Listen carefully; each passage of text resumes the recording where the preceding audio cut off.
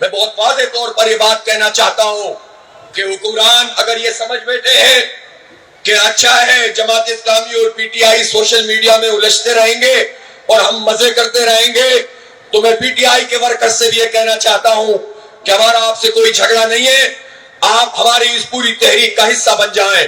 جب ہم جمہوری آزادیوں کے لیے بات کرتے ہیں، جب ہم آپ کا حق جب مارا گیا تو سب سے زیادہ مؤثر آواز ہم نے اٹھائی، جب آپ کا نشان لیا گیا تو سب سے پہلے ہم نے آواز بلند کی۔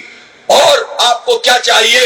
میں نے تو اپنی سیٹ بھی آپ کے امیدوار کے لیے چھوڑ دی ہے، اور آپ کو کیا چاہیے؟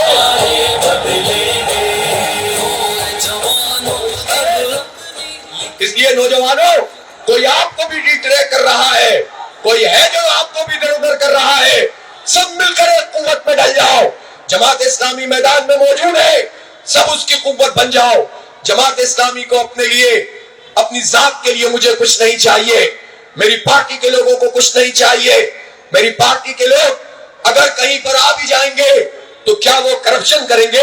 کیا وہ لوٹ مار کریں گے؟ کیا وہ آئی پی پیز کے نام پر لوگوں کے پیسے کھائیں گے؟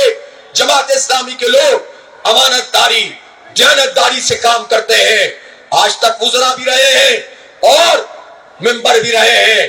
جو ہمارے میئر 3 مرتبہ کراچی میں بنے، کتنے ٹاؤن کے ناظم، نائب ناظم، چیئرمین بنے، کتنے ہمارے کونسلر بنے، ہزاروں کی تعداد میں لوگ موجود ہیں۔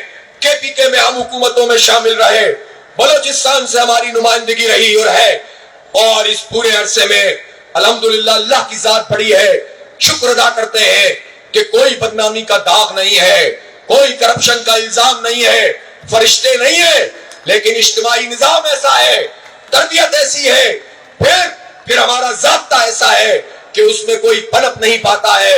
یہ نظام کسی اور پارٹی میں موجود نہیں ہے، اس لیے جماعت اسلامی اگر آگے بھی بڑھ جائے گی تو کسی کو تکلیف نہیں دے گی، صرف چوروں کو تکلیف دے گی، صرف ڈاکوؤں کو تکلیف دے گی، صرف مجرموں کو تکلیف دے گی، صرف تالے آزماؤں کو تکلیف دے گی، صرف کرپٹ مافیا کو تکلیف دے گی، انگریز کے شاگردوں کو تکلیف دے گی۔